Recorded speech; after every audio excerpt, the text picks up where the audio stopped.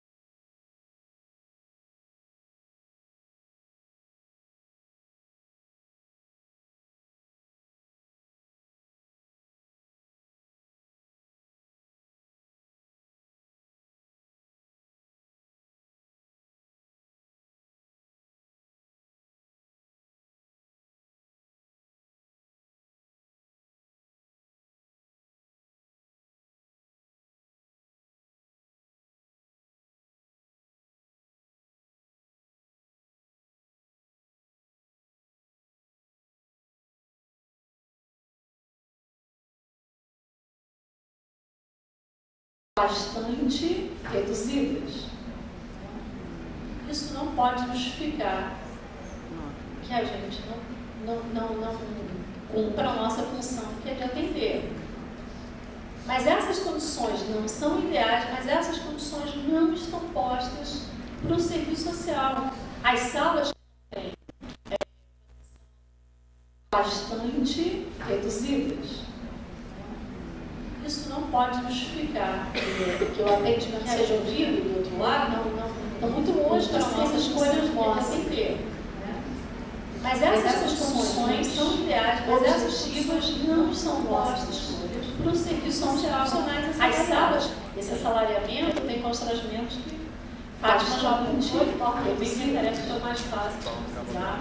Isso não pode justificar tanto que o atendimento seja ouvido, seu salário não ativo. Estão muito longe das nossas escolhas nossas. Como é que se dá, então, a questão do nosso trabalho na relação com outros profissionais e a questão central que a gente veio conversar, que é a questão do sigilo? Primeiro, eu preciso lembrar que as normas são produtos históricos, né? Elas vão aparecendo, elas vão surgindo e se modificando de acordo com a realidade, que é uma realidade dinâmica. Portanto, a norma não faz a realidade faz a norma. O sigilo, a questão específica do sigilo, tem um duplo caráter que foi muito bem explorado ontem, que é o caráter do dever, nosso dever, para com o sigilo, mas é também um direito nosso, que nos protege, né?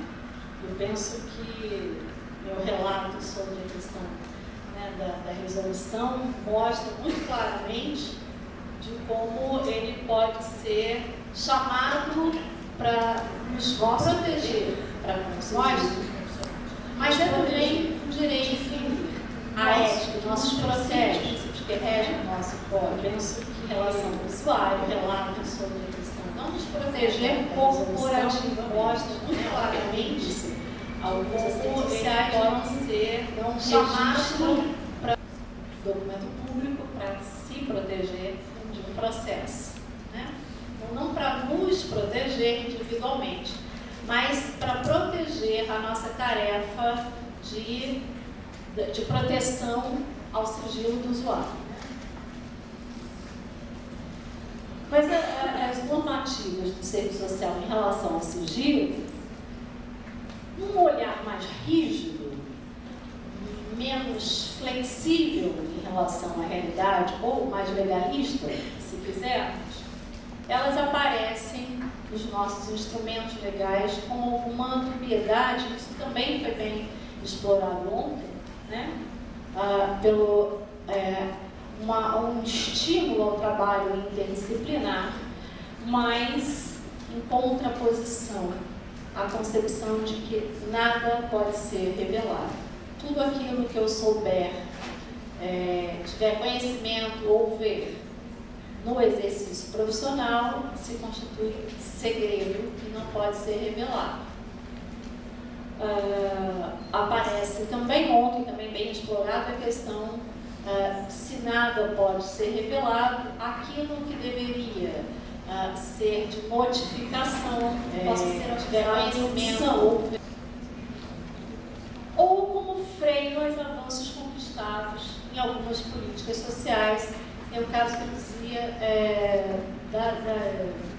das conquistas de alguns campos de saúde, né? Saúde mental, da própria saúde do trabalhador, alguns avanços que a gente já tinha conquistado e que precisam ser revisitados a partir das normatizações.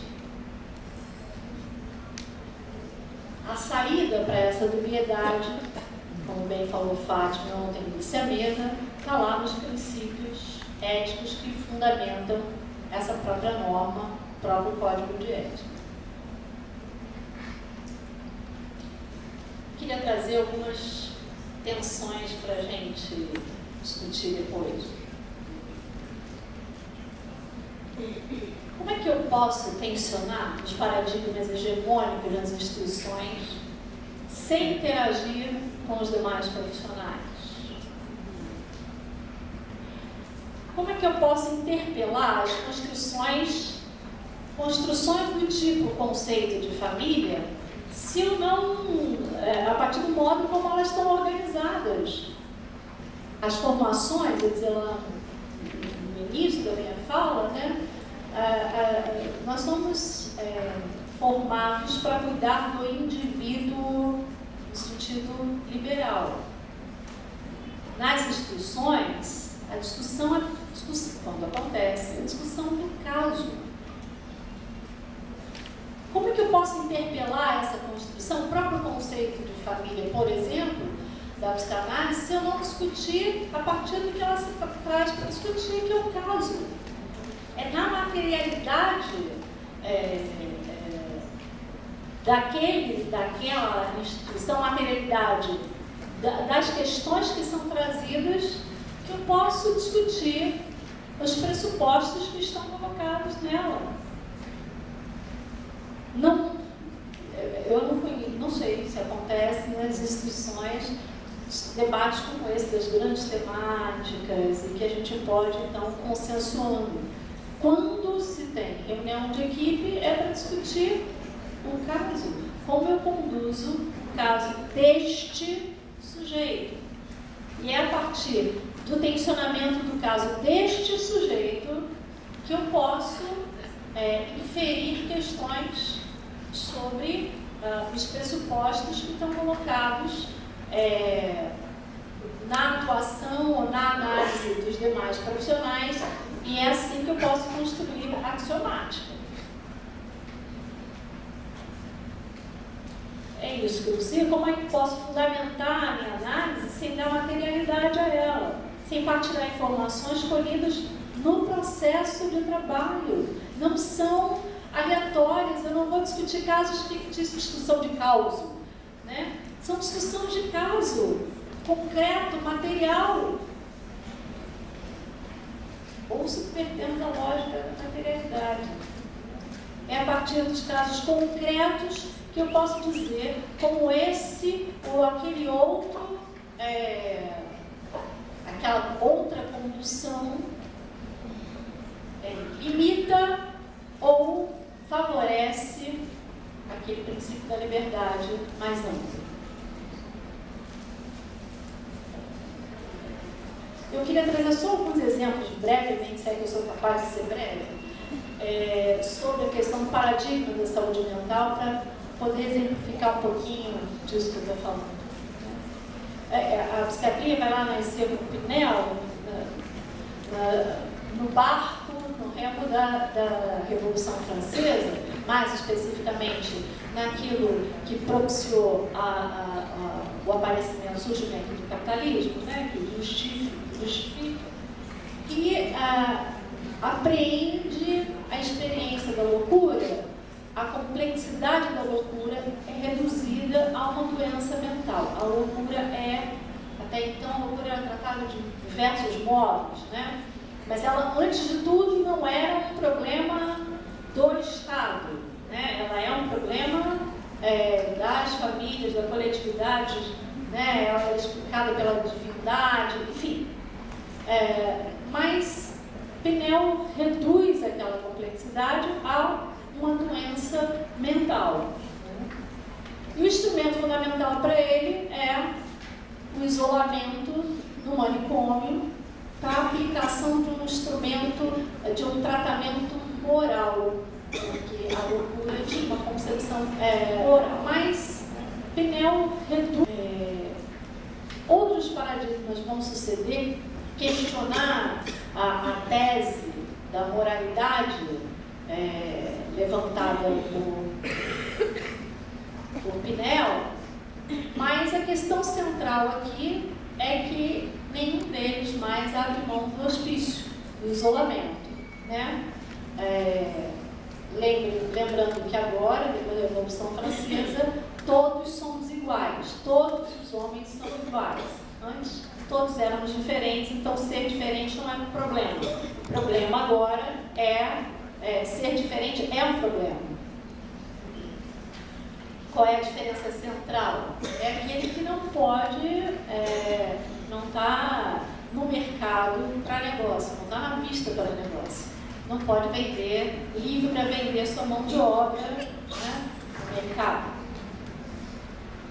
A flexibilização do manicômio, ela só vai aparecer no pós-guerra, quando você tem uma necessidade de mão de obra. Aí a gente vai questionar aquele mundo de gente, de homens em idade produtiva, lá encarcerado. Aí eu vou ter as teorias da ressocialização, humanização do hospício, né, uma flexibilização do hospício.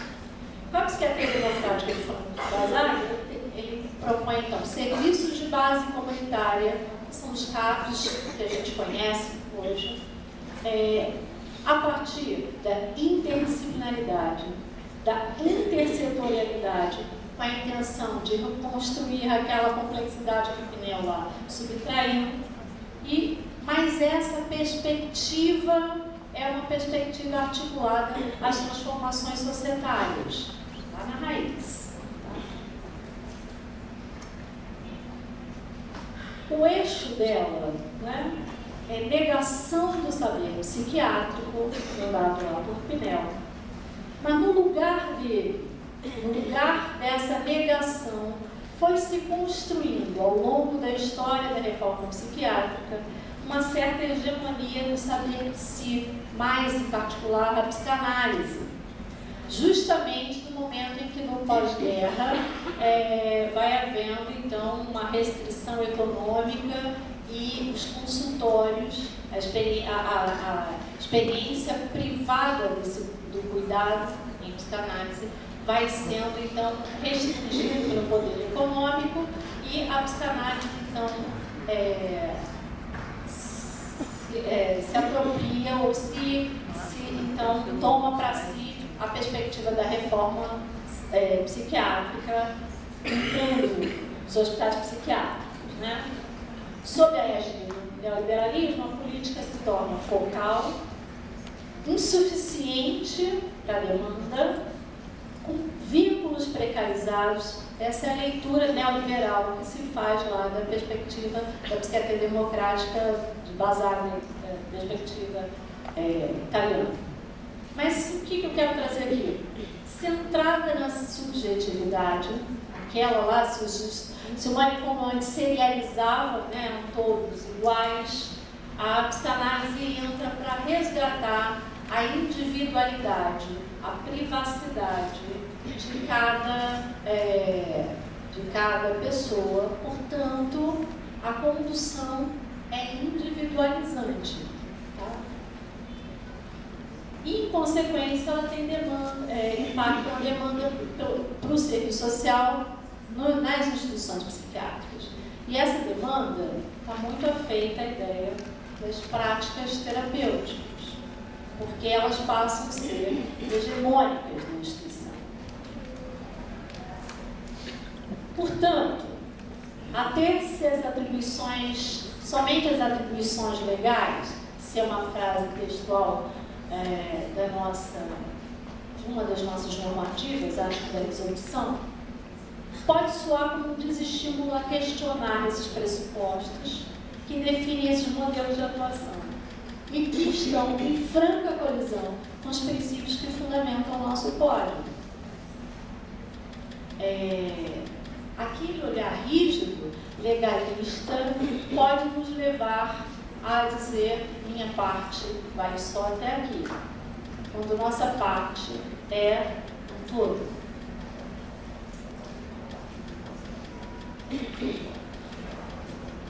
Para concluir, quero dizer que não tem como disputar os paradigmas de atenção centrados na emancipação do sujeito, como o nosso código nos estimula a fazer, sem construir parcerias que partilhem desse mesmo projeto societário, que é o que está, enfim, em última instância, em questão. Esses parceiros dos projetos societários independem de categoria profissional. E aí quero fazer uma lembrança. Né? serviço social é uma profissão, não é um partido político. Portanto, nossa categoria é plural no que se refere à questão de que projeto societário constrói, não, independente das formulações das nossas normativas ou mesmo da nossa formação.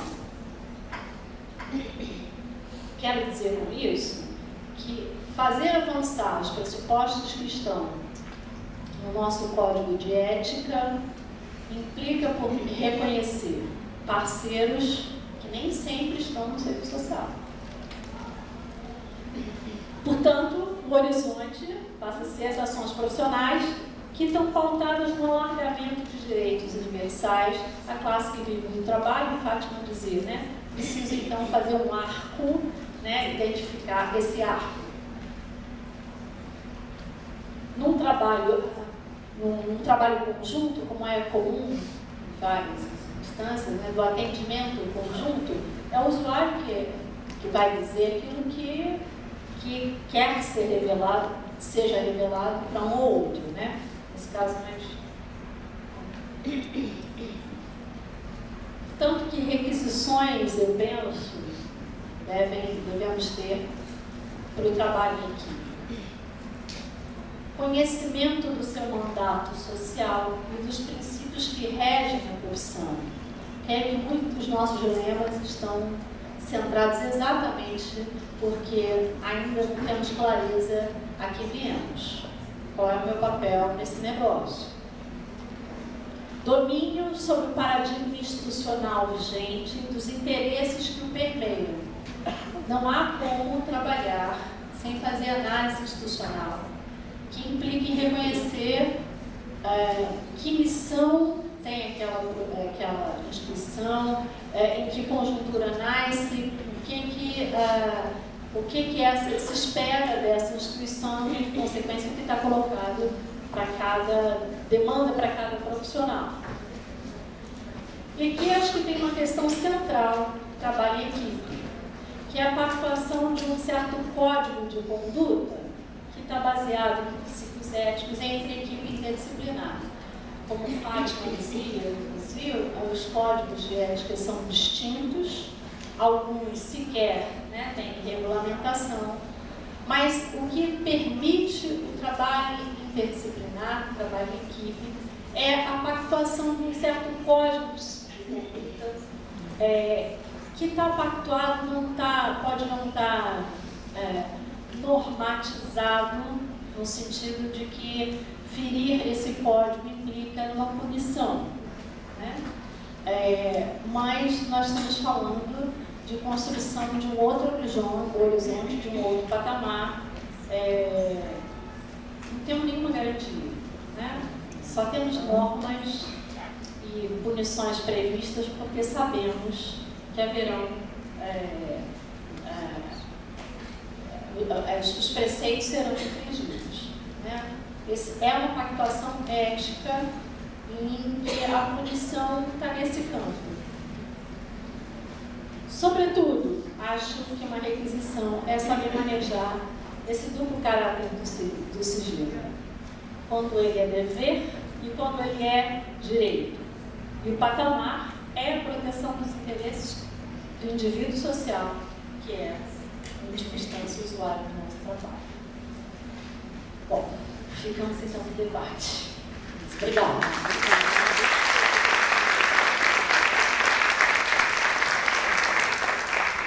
Obrigada, Conceição. Obrigada, Fátima. Já vimos que pelas duas exposições nós vamos ter um material rico aqui para o debate. Então, vamos fazer o seguinte: estão abertas as inscrições. Eu vou anotar aqui. Gostaria de pedir que as pessoas que vocês se inscreverem, levantassem o braço e dissessem o nome. Jeff. Jeff? Ali, tá chamando. Pega o pendrive do Jeff, o slide dela. Pega o chamou Jeff. Ninguém está inscrito?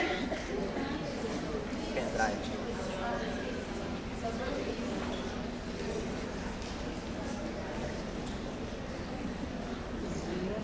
Beleza?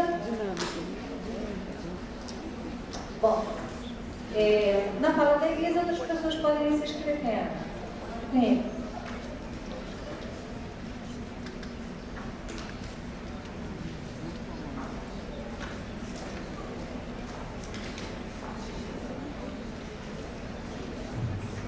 Bom dia, meu nome é Elisa, sou assistente social, trabalho na empresa.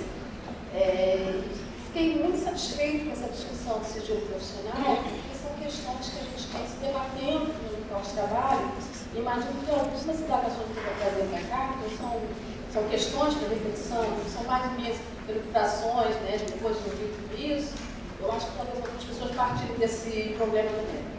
É a questão dos meios eletrônicos. Né? Bom, foi um avanço no local de trabalho, em termos mais aquelas fichas que você procurava, aquelas pessoas que às vezes você não achava, um monte de papel. Nossos atendimentos são digitalizados. Há um sistema em que o serviço social tem uma senha e nós ali, né, colocamos nossas informações. Mas sabemos que esse sistema ele é alimentado, né, ele é revisto e avaliado por profissionais da área de informática. Claro, alguém tem que fazer esse papel, né? E aí fica a questão para a própria equipe. O que devemos registrar? Por quê? Porque a instituição, sem que o profissional saiba, com certeza, ela pode ter acesso a essas informações. Se isso vai ser utilizado em benefício do usuário ou não, é algo que a gente não sabe. Não é verdade? Então, é um dilema no local de trabalho. O que devemos registrar? Que segurança nós teremos de que os nossos arquivos não serão abertos com outro profissional que alimenta esse sistema com interesses outros, contrários ao que o nosso código preconiza. Essa é uma questão. A outra é que nós nos deparamos ultimamente também com a questão dos meios eletrônicos. Nós observamos nos atendimentos, alguns poucos, na verdade, isso não é tão expressivo, mas eu não sei se algumas colegas também já têm essa experiência, do usuário estar gravando o atendimento sem o conhecimento do profissional. E aí, a gente sabe que o sigilo, ele é principalmente do usuário, mas como é que fica a questão da confiabilidade da relação entre profissional e usuário e da autonomia do exercício profissional também do assistente social. Para onde vai essa gravação não autorizada? Vai para o Facebook? Vai para o WhatsApp? Será publicizado entre os colegas de trabalho? O que ele pode fazer com essa informação? Então, essas são as questões que eu trago para a mesa para a gente poder conversar um pouquinho. Obrigada.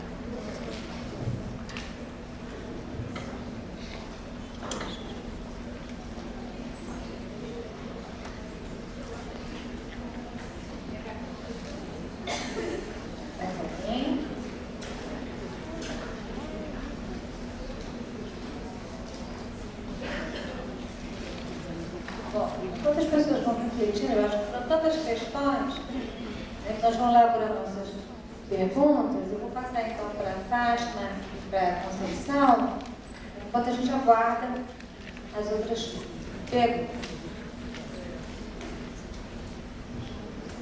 Bem, então, Elisa, questão eletrônica, como você coloca, né? Você coloca duas situações envolvendo o mesmo meio, né? Me parece que, em relação ao registro, né, essa questão é uma questão já que se coloca não só na empresa, mas em várias áreas, inclusive das políticas públicas de uma forma geral, essa questão do prontuário ou da ficha ou do relatório está digitalizado, né? Inclusive, por exemplo, informações da própria política de assistência, né, que produz uma série de informações e que depois vários desses dados são remetidos mais para frente para o IDS, para a construção de políticas e tudo. Me parece que o meio eletrônico em si não é a questão de fundo, né? A Conceição deu uma série de exemplo, né, de como que o prontuário, em muitas instituições, né, ficam também ali, tá? No corredor. Né? Então, me parece que, com relação a essa primeira questão que você coloca, que estar em meio eletrônico não veja, não é o principal complicador, na minha opinião. É bem verdade que o meio eletrônico favorece a ampliação do quantitativo de pessoas que podem ter acesso. Né? É claro também que esses sistemas, eu não sei como funciona lá na sua empresa, mas em muitos locais de trabalho, os usuários do sistema têm níveis diferentes de acesso a esse mesmo sistema. Então, por exemplo, o sujeito A desempenha a função X, com a senha dele, ele tem acesso às informações colocadas na parte A, B e C do formulário. O outro, com a senha dele. Então, assim, me parece que o cuidado que tem que se ter com o registro, tanto em meio eletrônico, meio digital, como no meio impresso, né, tem que ser o mesmo. Ou seja, que tipo de informação pode ser colocada no formulário, seja ele digital ou impresso. Considerando que, ainda assim, o eletrônico, claro, tende a ampliar a gama de sujeitos que podem ter acesso a essa informação. Eu problematizaria também uma outra questão que a Conceição já colocou e que eu acho de fundamental questão, né, é o fato de que, se nós não colocarmos, né, quando nós colocamos determinada informação no formulário, né, essa informação também é uma necessidade do próprio usuário dela. Né? Então, eu acho que assim, a gente precisa ter clareza, né, de que informações, de fato, corroboram para o acesso daquele usuário à sua demanda, ou seu direito, ou que informações são absolutamente secundárias e que não dizem respeito ao problema central. Certo? Então, assim, eu acho que nós temos muita dificuldade de discernir, não é? E de classificar melhor essas informações. Não é? Então, às vezes é muito comum a gente pegar um relatório de um colega em que, e aí assim, a Conceição lembrou da época que nós estávamos no CRES, né? E eu, né, na condição, na época de presidente, eu tinha acesso às denúncias antes até do julgamento e antes até da denúncia se transformar em processo. Né? E ali, muitas vezes, havia o anexado, um relatório do profissional. Né? E a gente lendo o relatório, a gente via exatamente que o profissional colocava ali ipsis literis, o que foi dito. Na verdade, ele fazia uma descrição da fala do sujeito. Ou seja, a capacidade do profissional, muitas vezes, de sintetizar e de classificar que informações são importantes e necessárias para explicar aquele mosaico, nem sempre nós temos muita clareza sobre isso. Certo? Então, a tendência é que o profissional registre tudo. Inclusive, dados da vida daquele usuário que são absolutamente secundários e dispensáveis em face ao propósito da sua ação profissional. Certo? Por exemplo, está ali para pedir, sei lá, cadastro em um determinado programa. O que me interessa saber que aquela mulher que está solicitando aquele cadastro, que ela teve 5 relações afetivas e dessas relações ela teve um filho com A, outro filho com B, que fulano atraiu e que aí fulano mudou para o Nordeste, no Nordeste. Veja, o que interessa essa gama de informações para o atendimento do pleito?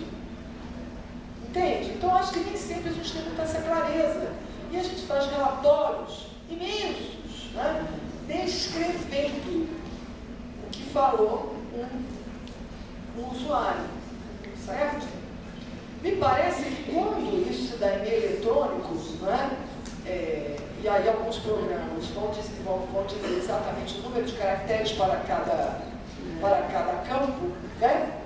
Isso pode nos forçar a ser mais objetivo em face a que tipo de informação vamos colocar, por um lado. Mas, por outro lado também, né, isso não isenta a nossa necessidade e responsabilidade de saber exatamente o que interessa colocar naquele campo, né?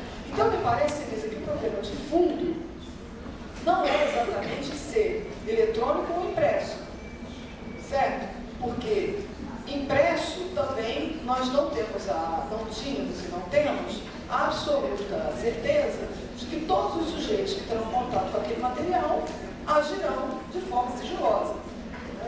Eu acho que me parece que tem uma questão mais complicada de fundo que é essa que eu estava falando, né? Então isso é uma coisa. Com relação à questão do atendimento feito, né, a gravação do atendimento, me parece que a gente não tem muito como fugir às vezes disso, né? Porque a tendência é que os meios digitais são cada vez mais portáteis, são com uma capacidade de áudio, de gravação maior, né? De modo que fica impossível para o assistente social saber, né, exatamente se aquele usuário está ali gravando o atendimento que ele está recebendo ou não. Acho que é muito difícil você identificar isso. Por outro lado, eu acho que também tem uma outra questão de fundo aí. O que leva o usuário a querer gravar o atendimento? Entende? O que leva o usuário a querer gravar um atendimento que está sendo feito para ele? Por que ele quer gravar as coisas que ele disse e as coisas que o profissional disse? Acho que essa pergunta tem que ser feita primeiro, sabe? O que leva alguém a agir desse modo? Certo? Qual é o grau de aliança política que estamos nós, assistentes sociais, estabelecendo com esse usuário? Que imagem esse usuário tem de nós e do nosso atendimento? Será que ele realmente consegue nos identificar como alguém que está defendendo valores e princípios condizentes e concernentes aos seus interesses? Ou será que ele já teve alguma experiência muito negativa com esse profissional que agora ele, né, faz igual aquele cacique fazia nos anos 80, né, que andava com o gravadorzinho e gravava tudo que as autoridades falavam? Entende? Enfim, eu não tenho respostas absolutamente, viu, Elisa? Tenho, assim, questões também, né? Tenho, assim, alguns entendimentos de fundo que podem até não responder diretamente o que você pergunta, se é certo ou errado, né? Agora, tenho questões outras para problematizar essas questões objetivas que você está identificando no dia a dia, né? Bem, vamos ver o que a Conceição fala sobre isso, né?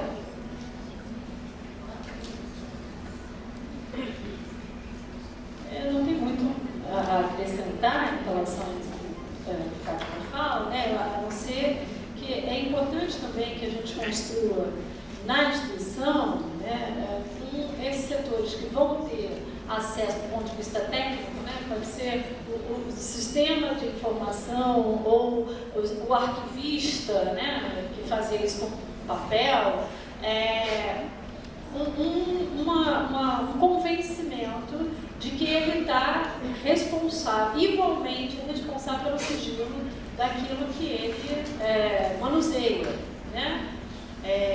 E isso, para isso precisa contar também com uma certa aquiescência institucional do direito do usuário e do profissional ao sigilo. E aí é que eu acho, talvez seja a grande questão para a gente discutir aqui. As instituições não estão preocupadas com a questão do sigilo profissional. Isso é um código de ética nosso, dos profissionais, isso não é uma demanda institucional. Ela está preocupada com aquilo que é o patrimônio dela, aquilo que permite a eficácia, a racionalização do trabalho. Ela está preocupada, no caso, da implantação dos prontuários eletrônicos, de que isso ocupe menos espaço físico, né, que possa estar num espaço virtual, e aquele espaço eventualmente ser ocupado por outros profissionais, outras atividades da instituição. Não há um compromisso, isso é importante a gente entender, não há um compromisso institucional com o sigilo. O sigilo é uma preocupação nossa. Somos nós, somos os profissionais, que vão ter que impor à instituição a necessidade de criar condições para a garantia do sigilo profissional. Né? E aí, nesse aspecto, a norma sobre o sigilo nos protege. É ela que nos ajuda a dizer, olha, tem uma lei que te obriga a fazer isso. Né? Que eu falava do manejo e do caráter da norma, né? Do sigilo, eu mesma já usei esse argumento. Bom, então, se não for garantido, eu denuncio o conselho, eu falo de condições. Isso não é para a gente usar, né? Todo o tempo, né? No sentido de isso pode cair num descrédito, né? Mas nesse sentido, o sigilo, a norma nos protege. Mas a instituição, a priori, não está preocupada com isso. Quando a gente entra no serviço de ensino, nossa, mas olha só, tá vendo? Me contrata para trabalhar, mas não tem uma sala protegida acusticamente, visualmente protegida, não tem lugar para eu fazer o meu arquivo. Ela me contrata, mas não me dão condições de trabalho, não dará. Isso não é uma preocupação institucional, isso é uma preocupação nossa, que é uma tarefa nossa construir essas condições para o trabalho. Né? Em relação à questão da gravação, eu acho que Fátima, né, que é a questão central, o sigilo também nos protege, né? Nós temos direito a isso, é passível de processo, enfim, é passível, né, de responsabilização do usuário por aquela gravação não autorizada. Mas acho que a questão central para a gente debater aqui é o porquê. Né? E esse porquê pode estar localizado naquele profissional em particular, mas com a experiência daquele serviço, com a experiência de uma tradição de absoluta invasão, de desrespeito, não necessariamente à pessoa, mas aos interesses daqueles usuários. Eu queria dar um exemplo aqui. Eu, há um tempo atrás, participava do trabalho de uma normativa com um grupo de peritos. E a discussão se a perícia precisava ser médica, se a perícia podia ser multiprofissional, e quando quando não né? Na verdade, uma discussão de fatia de mercado, quer dizer, disputa de poder. E lá pelas tantas, os peritos insistiam com a questão do espaço físico. Fundamental o espaço físico que tenha uma porta aqui, outra entrada. Naquele momento a questão se colocou muito claramente. Precisa ser necessariamente uma sala com duas portas. Uma atrás do profissional, outra para o perito ter rota de fuga. Não tem que discutir mais. Quando a minha discussão técnica sobre a questão de como se constrói, é que o profissional precisa ter uma rota de fuga, não tem que discutir ali. É uma experiência como essa, uma experiência com a tradição desse serviço, me dizer assim, caramba, tenho que ir à perícia, é literalmente perícia policial. Né? Talvez, assim, nossa experiência de uma longa tradição de atuação conservadora, de interesses. Nós temos uma especialista nisso, né, na visibilidade da profissão, mas tem uma visibilidade meio amorfa. Né? Então, como é que o usuário vê o serviço social? Eu queria até um gancho para falar de uma coisa importante, que é a questão dos serviços, e particularmente na saúde do trabalhador, né? Quando a gente atende, quando o nosso usuário é o nosso colega de trabalho. Acho que nós temos questões éticas aí bastante profundas, intensificar a questão do sigilo, intensificar a questão da discussão em equipe, porque aí eu não estou falando de um usuário ou outro, eu estou falando de colegas de trabalho, né? Quando eu tenho que fazer periódico desse profissional, quando eu tenho que fazer, enfim. Isso são questões, para mim, bastante complicadas, nebulosas do ponto de vista ético, porque ele é meu usuário, mas é também meu colega de trabalho. Eu tenho concepções sobre ele. Tenho minhas análises, minhas explicações sobre as relações de poder naquele serviço, né? Eu tenho posições a priorísticas sobre esse colega. Acho que nós temos grandes problemas nisso. E, em geral, nas áreas de empresa, o serviço social tinha tradicionalmente esse papel policialesco, de diminuir o absenteísmo, né? Às vezes revestido de cuidado. Eu tenho a função de tratar a dependência química para que ela reduza. O indicador de qualidade do meu trabalho é a diminuição dos dias de absenteísmo por conta da dependência química, mas é também minha tarefa discutir o presenteísmo, né? O profissional que, apesar de estar adoecido, vai trabalhar sem condições de trabalho, para não ser descontado, para, enfim. Nós temos uma estrada aí para alterar a concepção, lembrar que nesses lugares a chefia daquele sujeito é também minha chefia. Então, esses constrangimentos se ampliam e os recursos diminuem, né? Os recursos diminuem. Então, acho que é para a gente se perguntar também, né, qual é a relação que esse trabalhador tem, não necessariamente com aquele profissional, mas com aquele tipo de serviço, que história tem aquele serviço dentro daquela instituição e, sobretudo, na relação com os seus usuários. Pode vir aqui na frente e dizer seu nome.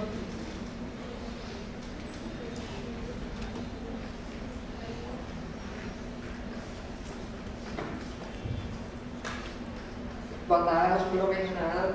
Primeiro eu gostaria de parabenizá-las pelas excelentes informações que vocês prestaram, não só a mim, como a todos.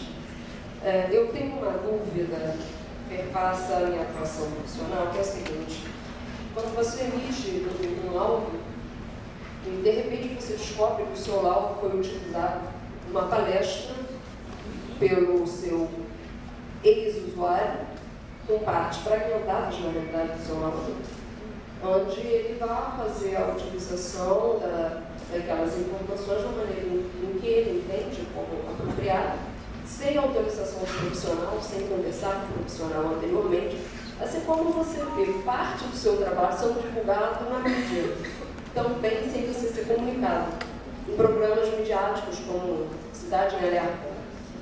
Né? Então, por vezes eu me sinto um pouco, eu entendo a questão do usuário, do sigilo, mas às vezes eu me vejo também um pouco afrontada em determinadas situações e desprotegida. Então eu gostaria de que vocês pudessem falar um pouco da condição do profissional que às vezes se vê nessa condição. Né? Como eu já passei por essa situação e não foi uma vez, né, uns meses atrás, frases de um lado emitido por mim, estava numa palestra na Emerge. E eu fiquei sabendo, por meio das pessoas que estavam assistindo a palestra, que me enviaram mensagem dizendo: você está aqui.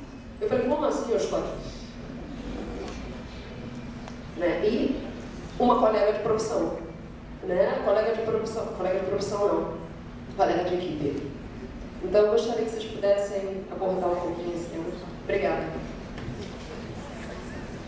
Só uma pergunta. Você é funcionária do TJ? Tá. Jefferson? Tatiana? Jefferson, Tatiana e Ana Paula. Bom dia, Jefferson, sou assessor da direção do CRES e professor aqui da UFRJ. Queria fazer 3 provocações rápidas que dizem respeito a questões que ontem foram colocadas em plenário, mas que a gente não teve tempo de debater, inclusive porque elas dizem respeito mais ao cotidiano da ação profissional, e acho que essa mesa da tarde tem mais a ver com isso. Né? Uma primeira observação, a Conceição fala assim na apresentação dela, né? A ação entre profissionais ela não garante a recuperação da totalidade que o positivismo dividiu em caixinhas, né? Funcionais ou capitalismo. Por outro lado, se a gente faz uma leitura atenta do nosso Código de Ética, o André Pequeno chamou a atenção disso no debate de ontem, o Código de Ética ele trata a ação interdisciplinar no momento que ele está falando dos deveres da ação profissional. E a ação multiprofissional, multidisciplinar, no momento que ele está falando dos cuidados que a gente tem que ter com o sigilo. Ou seja, nos parece, uma leitura mais atenta, está dizendo que o código tem uma indicação do que a gente deve fazer, de que a gente tem que necessariamente se relacionar com os profissionais e aponta como, né, nas distinções que tanto Fátima quanto Conceição disseram, que norte essa ação com os outros profissionais deve ser estabelecida. E a preocupação com o sigilo ela não está no interprofissional, por conta das características que vocês apresentam. Eu acho que isso as pessoas, a gente, pelo menos quando eu dava aula no Rio também, isso é pouco aprendido com essa especificidade, né, pelos estudantes, pelos campos de estágio. Então, acho que seria legal a gente tentar, né, redobrar nossa atenção sobre essas informações que o código nos traz. Uma segunda e terceira questão, acho que elas estão juntas, né? Aí ontem foi Denise, uma colega de Caxias, que apresentou o público, né? E que tem muito a ver com esse encontro. Ela falava assim, olha, o sigilo tem sido utilizado para várias coisas, inclusive para negar o trabalho. Né? Então, falando que, por exemplo, se eu não tenho condição de trabalho, eu não tenho condição de manutenção do sigilo, então eu não posso atender ou fazer determinado documento. Se eu não quero, eu não vou fazer a sistematização dos dados do meu trabalho, da minha atuação profissional, porque eu não tenho garantia de que isso vai ser sigiloso posteriormente. Então você começa a justificar tudo. Pois ela falou do caderninho que leva para casa. Né? As pessoas ficam anotando no caderninho pessoal, levam para casa, não se aquela informação não interessasse também ao jornal. E me parece, então, que esse tipo de comportamento, né, de usar o sigilo para justificar o não trabalho, a não sistematização dos dados, a não reflexão sobre a própria atuação profissional, além de desqualificar a própria ação do profissional sem que ele perceba, né, ele gera um outro problema que aí ficava aparecendo na fala da Lúcia Barroco ontem, né, do Charles também, mas também volta hoje com a apresentação dele dessa mesa, né, que é qual? O usuário que sai do centro. O centro do debate do sigilo vira as nossas condições de trabalho. E esse desvio, me parece que pode nos levar a um problema que a Lúcia chamou a atenção ontem. O sigilo pode virar uma distração. Algo que a gente fica discutindo abstratamente e que não consegue entender que correlação que tem com o nosso cotidiano profissional e com a tal da qualidade dos serviços que em todos os 11 princípios, né, do nosso código, direto ou indiretamente, então, aparece no nosso código de ética. Então eu queria resgatar, na verdade, essas coisas, todas elas apareceram ontem, né, e pedir que vocês comentassem, né, das opiniões de vocês de secretários. Tatiana.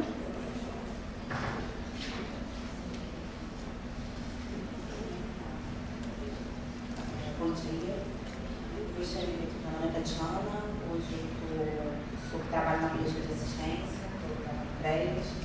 E aí eu gostaria de que a mesa pudesse comentar referente a mesa fala do processo de correlação de forças, né, nós estamos inseridos. E aí, como assistente social de CREAS, eu gostaria de trazer uma situação que é a nossa relação hoje que a gente tem com o sistema judiciário. Eu vou trazer brevemente uma situação que nós recebemos há pouco tempo um ofício da promotoria, nos solicitando uma cópia integral do prontuário. E aí nós respondemos através de relatório de acompanhamento. Ela reitera o ofício, dizendo que ela quer a cópia do prontuário. A gente responde através de relatório de atendimento, manda a cópia. E aí, pela última vez, ela reitera, dizendo que pela derradeira vez ela estava solicitando a cópia. E aí ela culpabiliza os profissionais pelo fato de nós não estarmos enviando a cópia do prontuário e que, na verdade, a gente está embaraçando todo o rito processual. E aí, mais uma vez, a gente responde, dizendo que a gente não estaria encaminhando com base nos códigos de ética, inclusive a gente pega informações da própria Constituição Federal que nos respalda, que a gente não está enviando, e aí a gente se coloca à disposição, inclusive, para fazer um estudo de caso e pronto. E aí, só que para a gente conseguir fazer isso, a gente, além da correlação de forças que a gente tem com o sistema judiciário que impõe, a gente tinha uma pressão interna, onde a própria coordenação entendia que nós tínhamos sim que enviar a cópia do prontuário para que não pudesse ficar mal com a promotoria.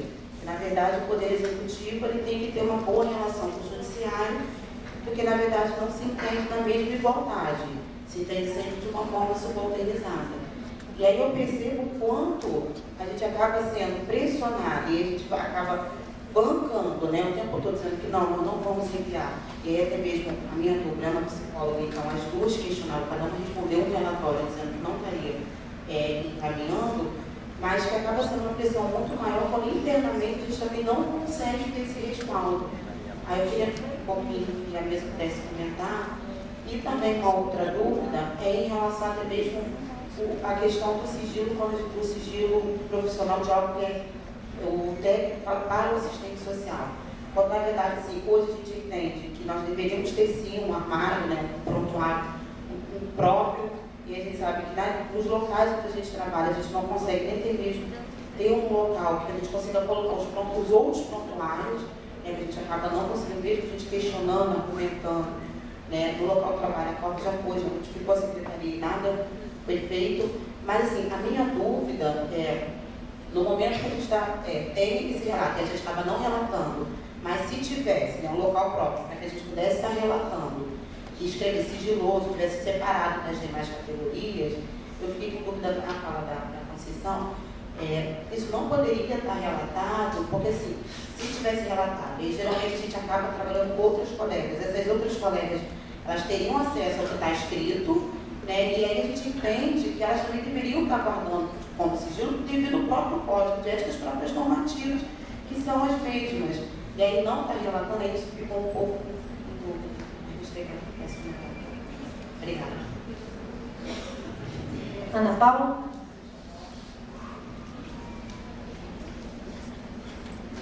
Bom dia, meu nome é Ana Paula, sou assistente social, trabalhando na FAETEC há uns 3 anos, trabalhando com política de educação, e a gente faz atendimentos aos alunos, principalmente aos alunos e às famílias dos alunos da rede da FAETEC. Como trabalhando com crianças e adolescentes, na maior parte do tempo, poucas vezes a gente ficava para atender adultos, a gente se depara com muitas situações de violação de direitos dessas crianças e adolescentes, algumas violações que chegam ao ponto de colocar em risco a integridade física e psíquica dessas crianças. A gente procura atuar sempre em parceria com CREAS, com o Centro Tutelar, mas em algumas situações a gente acaba por ter que encaminhar a Promotoria da Infância e Juventude, ao Ministério Público, em alguns casos mais graves. E aí, quando a gente tem que fazer esse encaminhamento, a gente procura fazer um relatório o mais completo possível da situação da criança ou do adolescente, do porquê que está sendo encaminhado e quais as situações econômicas e sociais que estão interferindo e podem, a gente entende que pode estar contribuindo para aquela violação de direitos. E aí, em alguns casos, a gente acaba tendo que abordar questões como suspeita de violência sexual, situações em que a criança está exposta à prostituição ou a familiares com problemas de uso de álcool e drogas. E assim, na verdade, a dúvida é até que ponto o usuário, na justiça, ser confrontado com essas informações, ele pode questionar o nosso sigilo, a nossa ética profissional, por em algum momento nós termos nos sentido obrigados a expor essas informações.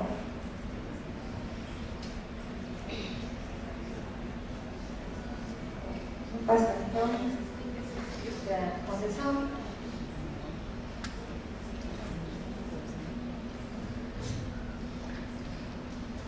Então, eu vou tentar tratar aqui, né, um pouco, né, vou falar um pouco mesmo, porque a Conceição volta e a gente continua, né. Então, primeiro falando um pouco da questão que a Clara, Renata. Então, falou Renata, porque eu não ouvi direito. Claro. Então, essa questão da televisão, né, eu me lembro muito, quando nós estávamos no CRES, eu e a Conceição, inclusive, a gente, naquele período, a gente tomou conhecimento de um programa que é o Profissão Repórter. E esse programa, naquela edição, exatamente isso, apresentava a experiência de profissionais de um determinado hospital em São Paulo, se não me engano, que atendia crianças vítimas de abuso sexual. Naquele período, a gente tomou conhecimento. E aí, esse programa, se por um lado o Profissão Repórter programa dava uma visibilidade, e esse programa, naquela edição, não é? As particularidades do apresentação, né? Colocava a assistente social para falar, né? Quer dizer, dava voz ao profissional, que é uma coisa que a gente às vezes questiona, fala, puxa vida, a assistente social nunca é chamado para falar sobre nada, né? Coloca outra pessoa, outro profissional, outro, enfim, um especialista. Nós temos tanto a dizer sobre determinado tema, enfim. Então, se por um lado o programa tinha essa questão positiva, por outro lado, aparecia também no programa a entrevista. As entrevistas. Aparecia a criança falando, contando como foi o abuso para o assistente social, e o assistente social assistindo, ouvindo, né? Ouvindo o relato, e os jornalistas daquela edição do programa estavam junto na sala, né? Então, veja, né? Se por um lado, né, o programa dá visibilidade à matemática da maior relevância, não é? Se dá visibilidade ao trabalho profissional, por outro lado, não é? Ele se utiliza de elementos, não é? Ele usa, inclusive, não é? a entrevista como referência, como matéria. Entende? Até que chegou um ponto, né, que o próprio menino abusado, nunca mais que se diz, o próprio menino olha para os jornalistas e fala assim, mas eu vou ter que falar tudo na frente deles. O próprio menino fala, né? Quer dizer, a própria criança percebe que aquela situação ali é uma situação absurda, insustentável. E aí os jornalistas falam assim, mas você está com vergonha de mim? Fala, olha, eu não quero. Aí ele começa a chorar, eu digo, gente, eu não acredito que eu vou ter que reviver tudo de novo, né? Vou ter que recontar tudo isso. Isso vai sair, né, na televisão, e ainda tem que falar diante desse pessoal aqui que eu nunca vi mais no outro. Olha que situação. E aí os jornalistas saem, né? Mas veja, eles saem, a gravação também sai daquela situação específica e daquele pedaço da fala do menino. Agora, todo o resto já tinha sido gravado. Não é? Então, veja, não é? Imagina o grau de exposição desse usuário, o grau de exposição da vida desse usuário, e o assistente social, não é? Permite isso, né? Quer dizer, permite a gravação, permite o acompanhamento por parte dos jornalistas que estavam ali, achando, não é? Fazendo isso em defesa do direito do usuário. Em nome da defesa do direito, olha, a gente faz cada coisa que, olha, sabe, que em nome da defesa do direito, a gente faz muita coisa, né? Ou não faz, o que é o caso da questão que eu vou falar aqui, o Jefferson chamou a atenção aqui. Então, eu acho que isso é uma questão grave, né? Que mostra, na minha opinião, o completo, né, desentendimento por parte desse profissional com relação à matéria do qual ele se utiliza no seu trabalho. No caso, é o relato daquela criança, certo? Uma coisa é ele dizer para o jornalista como é o trabalho, como é que o trabalho se organiza, não é? Como é que a estrutura do serviço está montada, estatisticamente, qual é o perfil desse usuário, não é? Tanto da criança vítima quanto do abusador, enfim. Isso é uma coisa, não é? Outra coisa é ele expor a vida do sujeito, a fala do sujeito, a imagem do sujeito se expor. Olha, quer dizer, né? Completamente sem noção. Então, eu acho que essa preocupação que se coloca é até muito pertinente, né? Porque a gente tende a achar, né, que a gente precisa dar visibilidade ao nosso trabalho. E aí, né, o preço disso, nem sempre a gente avalia. Isso é uma coisa. Outra coisa que você coloca, que eu acho gravíssima, na minha opinião, é a questão da mesa, do uso, né, das informações do seu relatório. Né? Acho que é grave em dois sentidos. Primeiro, né, pelo que eu entendi, tratava-se de informações sigilosas, né, que estavam no relatório para compor ali o mosaico, mas que não poderia ter saído dali. Né? Então, eu acho que é um absurdo, né, isso ser revelado desse modo, desse jeito, né, que você está falando, tendo a concordar que não deve ser, né, isso não está certo. E, além disso, o plágio, né, que seria uma outra situação, né, que quando você se utiliza, né, de matéria publicada ou não, mas porém, né, escrita e registrada de alguém e não diz a fonte, né, isso coloca outro problema. Né? Por exemplo, se eu assisto uma palestra sua, falando do perfil dos usuários que você atende, e aí eu pego aqueles dados e coloco no meu trabalho, eu tenho que minimamente dizer, olha, esses dados, se você os tornou público num evento, que não foi o caso, mas se você tornou público num evento, ainda assim, se eu me utilizo desses dados, eu preciso revelar a fonte, eu preciso dizer, olha, esses dados, eu preciso botar uma nota de rodapé dizendo, dados colhidos na palestra intitulada,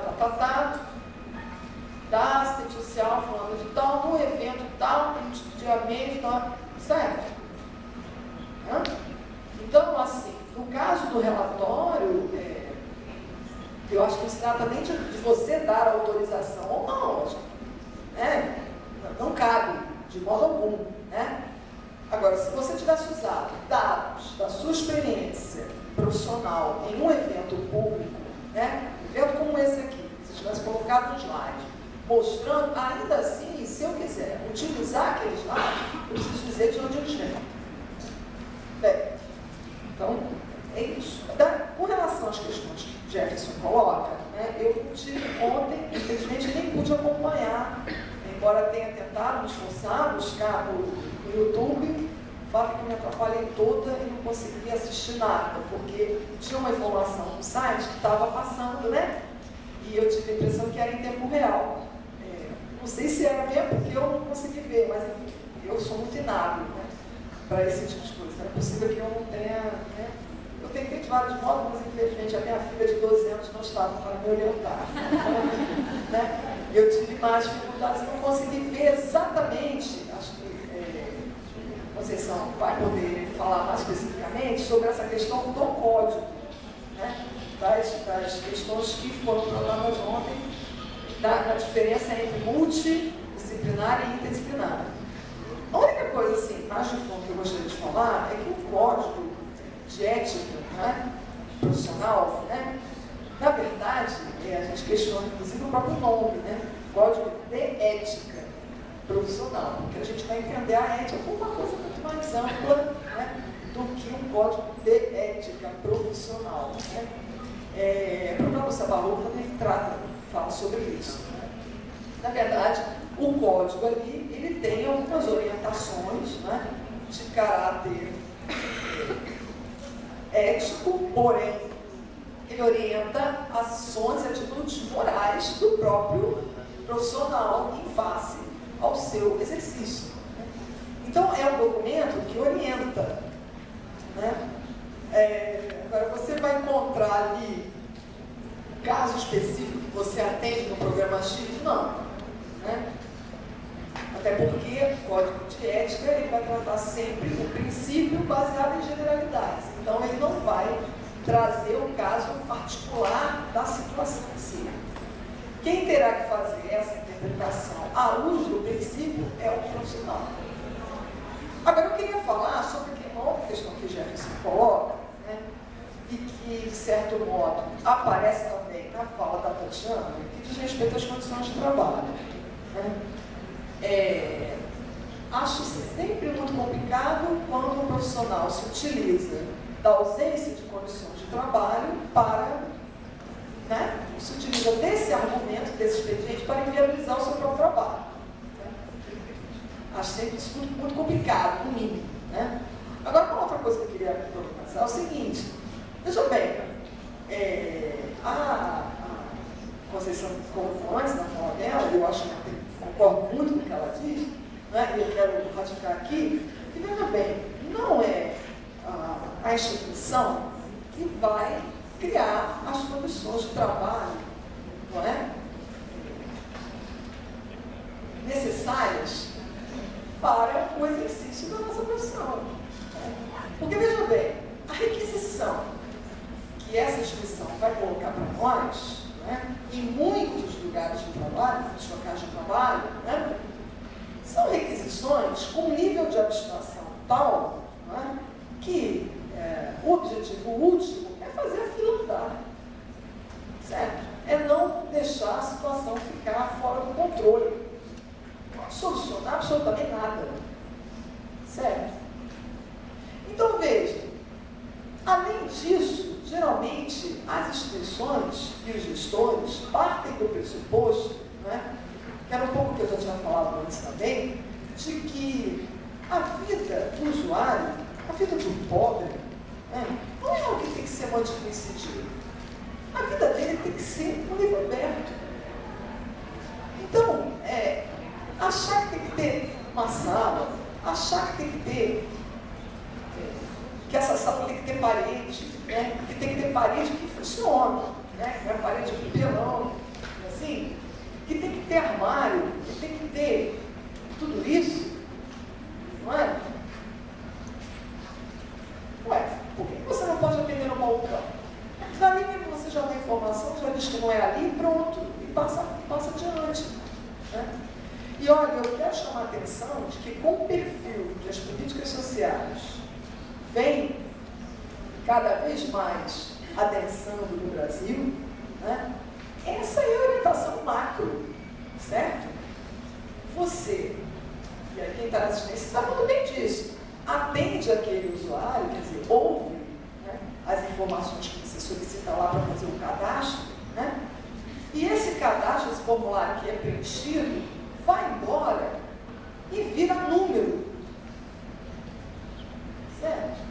E números que, em tese, gerarão políticas mais para frente, em tese, mas que sabemos que, submetidos ao ajuste fiscal, não virarão nada, certo? Então, assim, não haver as condições de trabalho, acho que é uma luta nossa, claro, né? Nós temos que lutar isso. Por isso, o conjunto CEFES-CRES, inclusive, tem lá a resolução 493, que a COF se utiliza, inclusive, né, nas visitas de fiscalização, e que mostra para o gestor, e que são elementos, sem dúvida, importantes na disputa, né, na constituição dos argumentos, na orientação da formalidade, sem dúvida. Agora, a questão de fundo, né, é que está pobres e que, portanto, não tem que ter recurso nenhum, não tem que ter infraestrutura nenhuma, ou muito pequena, certo? Então, pessoal, a questão é muito mais ampla, é muito mais dura, não é? E quando eu assisti ontem a Lúcia Barroco, mas eu tento concordar com ela, que quando a gente está discutindo sigilo, não é? E o que é sigiloso e o que não é, e qual é o sentido do sigilo, nós não podemos ficar reféns dessa questão da condição, né? Da sala, do quarto, sabe?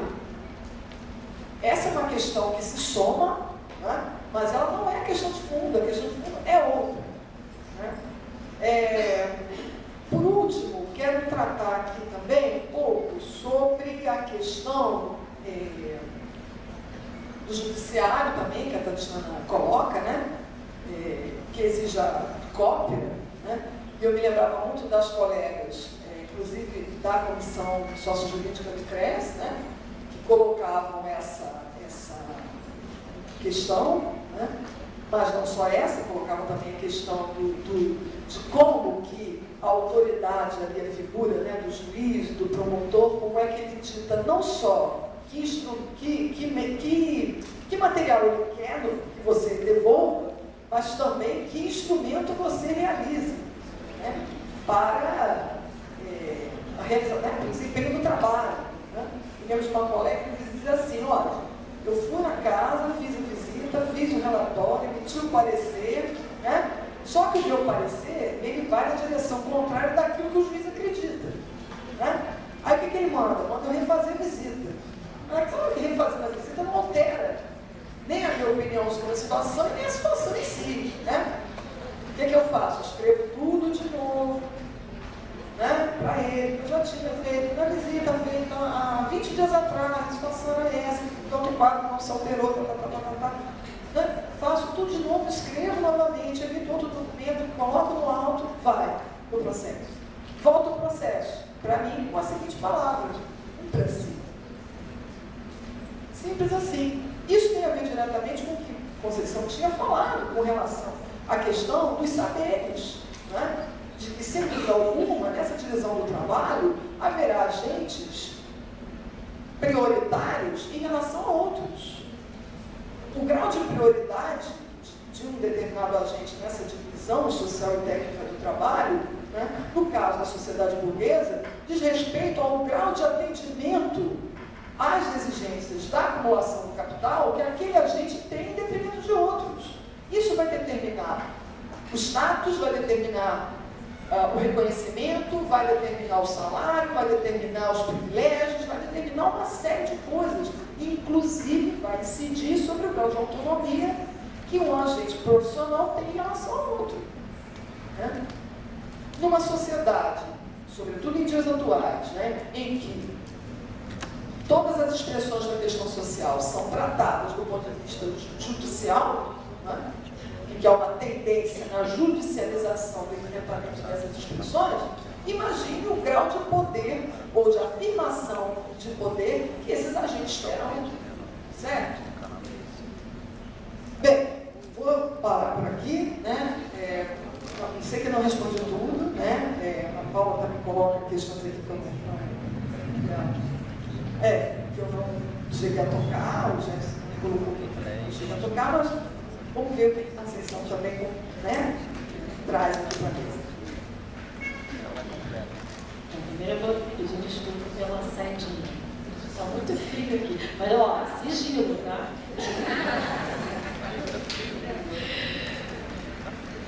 Eu vou tentar aqui, acho que a Fátima já passou por muita coisa, vou tentar, que apenas de acrescento, assim, eu não entendi, eu acho que não entendi a sua questão, né? Assim, eu tinha a impressão de que o usuário havia usado o celular te identificando, né?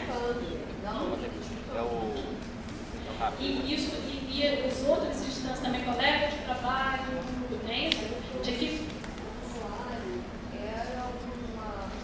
a pessoa, qual foi o usuário, ela foi palestrante na IDES.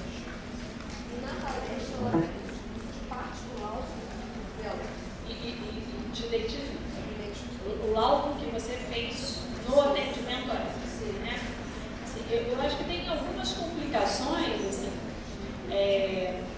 quando isso é utilizado pelo usuário, o laudo dele, né? O prontuário do paciente, não o prontuário médico ou do profissional, né?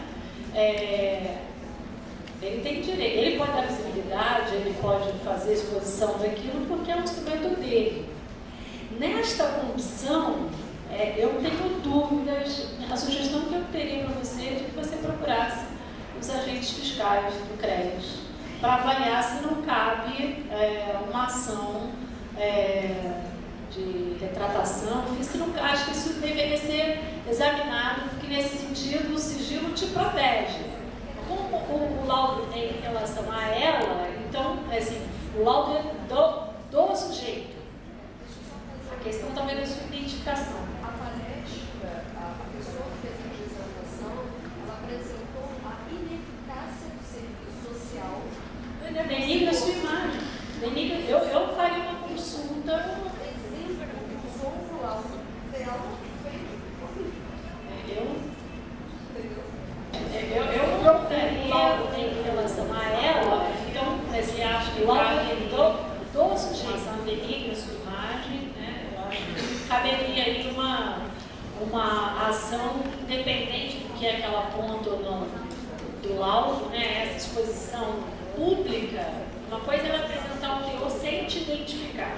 Pode usar o exemplo que ela quiser, o laudo dela, né? Ela pode usar, a outra coisa é te identificar. Vários Conceição, só uma parte. Agora a gente tinha tocado nessa questão. E uma coisa importante que ela fala, usando o serviço, falando da ineficácia do serviço. Quer dizer, envolve uma categoria inteira. Aí eu só ela pontuou durante a palestra da ENERJ a questão da ineficácia de uma perícia social, né, para dentro do judiciário. Isso eu fiquei sabendo pelo Estado. Né? As pessoas que estavam na plateia começaram a enviar mensagem perguntando onde o Estado se poderia ir lá, eu não podia. Porque as pessoas ficaram indignadas com o que estava sendo apresentado. Sim, mas nem acho que é um caso de debate público, né? É outra instância, eu procuraria a COF, porque eu acho que tem, com certeza, caminhos aí para que, nesse caso, a norma nos protege. Né? Aí eu queria falar assim, um pouquinho do que o Jefferson trouxe, né? Pegando já gancho nessa questão do que nos protege, do que não nos protege. Assim, acho que essa questão de utilizar a falta de condição de trabalho, né, para não exercer a atividade, utilizando a questão do sigilo, é aquilo que eu dizia, né, no manejo do sigilo como direito ou como dever, né, não é para isso que eu acho que é o manejo, não. Né? Esse é o manejo que usa a norma para se proteger do trabalho.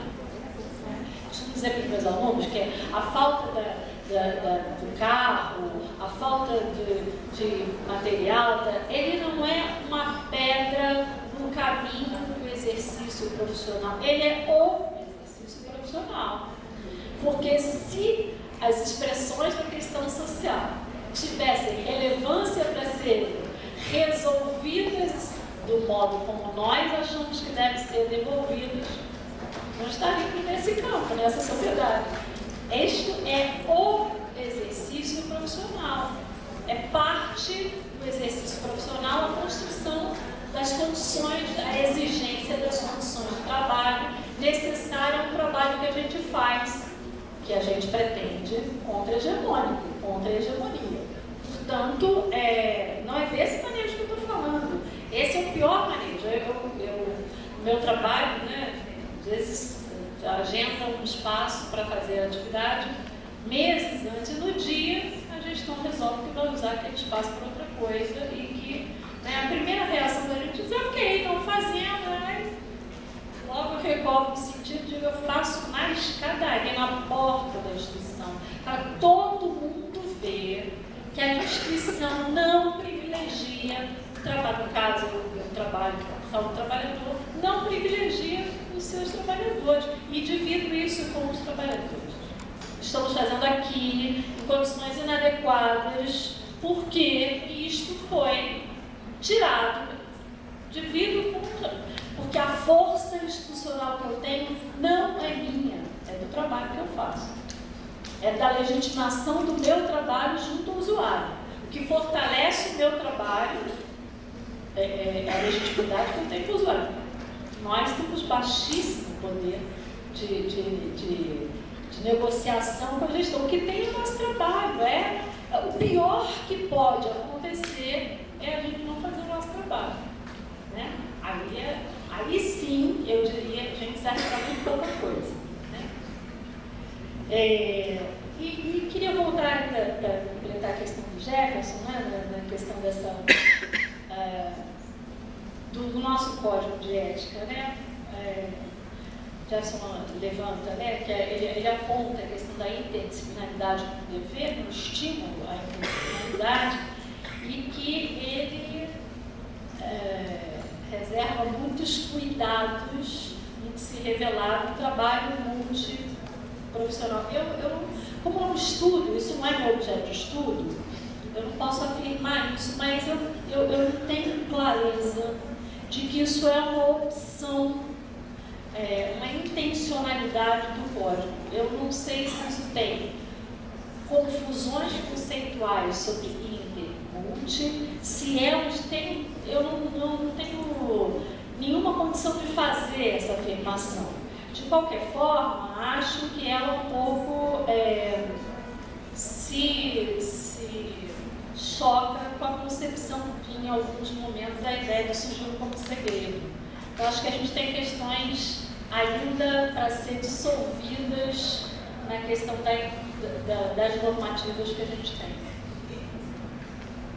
Não tenho segurança para afirmar nem que sim, nem que não, mas acho que é uma boa conversa. Né? Deixa eu falar. Tatiana fala, né, tanto da questão da obrigação, né, Tatiana? Tanto da questão, né, da exigência, né, do prontuário, né, da exigência da justiça, e aí a gente, Fátima, já explorou essa questão, né, da hierarquização dos saberes, o que não é para a gente se conformar.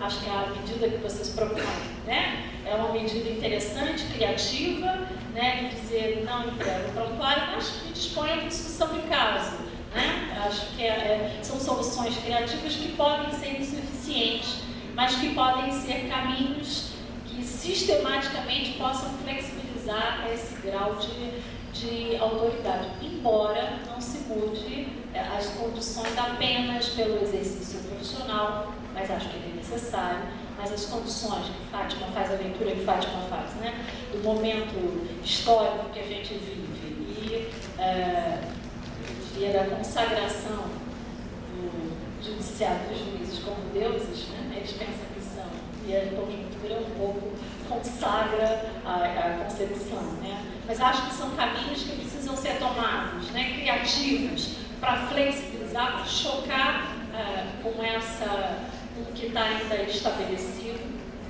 Mas você faz uma outra pergunta que eu queria articular, se você não entende na minha fala, né? Se na ausência do espaço do arquivo sigiloso, se eu devo ou não relatar, né?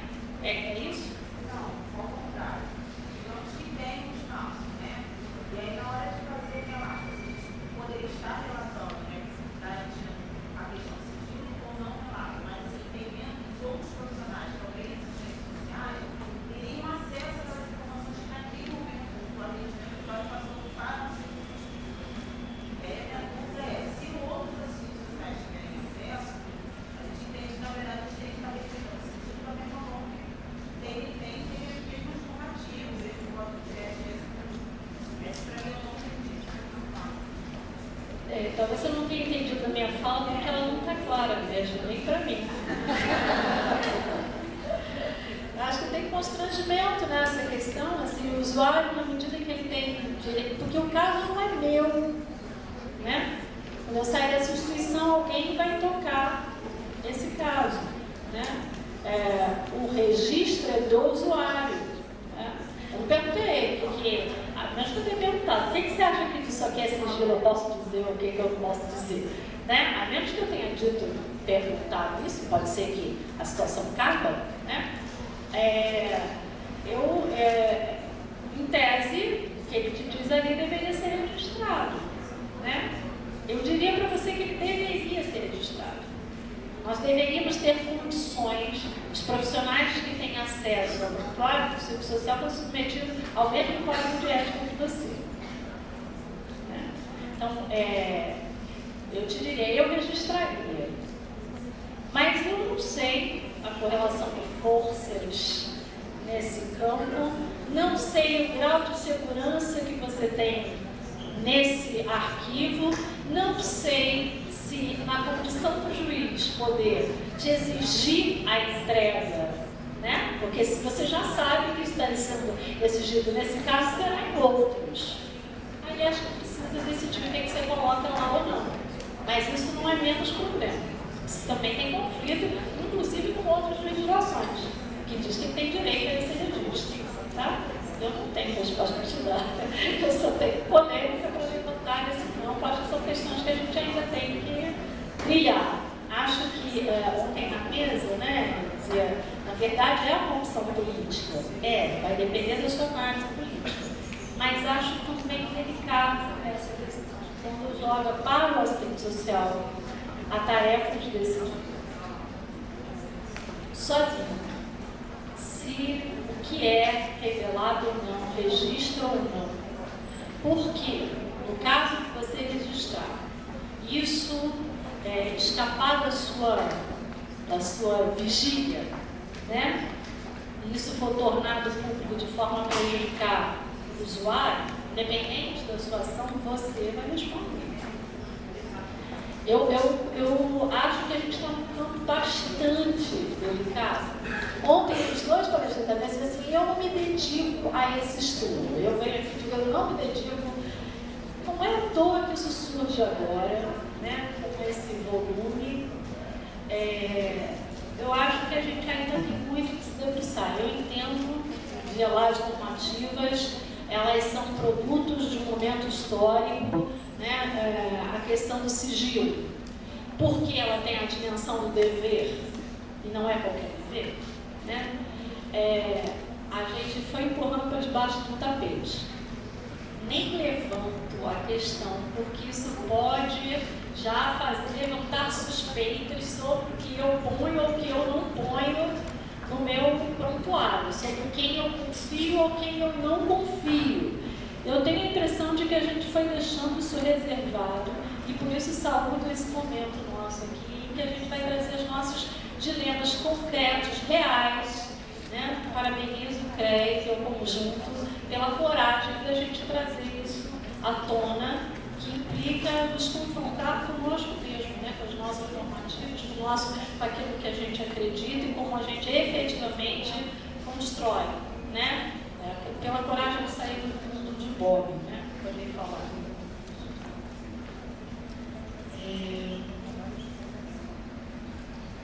Não sei se eu te respondi, mas eu vou repetir assim, na dúvida sobre a segurança, não faça, não registre. Por fim, em relação, se eu entendi a questão da Ana Paula, se o usuário poderia me questionar por aquilo que eu relato, né? Não sei se é essa questão, mas eu tenho, já disse isso respondendo a outra questão, eu tenho por hábito de jogar as cartas abertas com o meu atendimento, né? Eu faço um trabalho que implica uma entrevista com outro profissional de outra categoria e quando o usuário entra, a gente se apresenta, diz para ele que ele está protegido pelo sigilo profissional, que a guarda do material fica conosco. Ele sabe quais são as condições reais ali de trabalho. Então, na verdade, é ele quem decide o que ele vai colocar e colocamos à disposição dele atendimento pela equipe ou por qualquer um de nós, se ele quiser. Então, se ele quiser ser atendido por mim exclusivamente, ele sabe quais são os canais que ele pode né? Eu penso que ao devolver para o usuário, né, que ele saiba que tem limite ali, né? Ele está colocando para um profissional de serviço social e para um psicólogo, para outros profissionais, ele tem condição de decidir o que ele acha que é revelável para todos ou não. Mas sabe que aquilo que ele disser para aquela equipe, aquilo está resguardado naquela equipe, tanto verbalmente quanto material, que fica sob nossa guarda. Né? Nós temos um espaço. Isso não resolve tudo, mas facilita muito a minha relação com esse usuário. Né? A perspectiva de se sentir traído, né? por algo que eu tenha revelado, que não seja dadas as condições, né? E se eu fizer essas condições, eu tenho que responder eticamente por elas. Não sei se eu respondi todas as questões.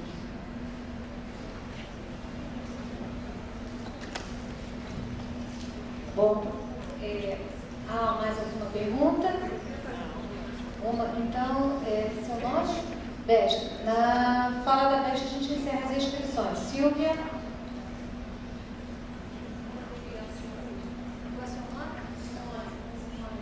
Eu queria parabenizar o CRES, essa mesa foi maravilhosa.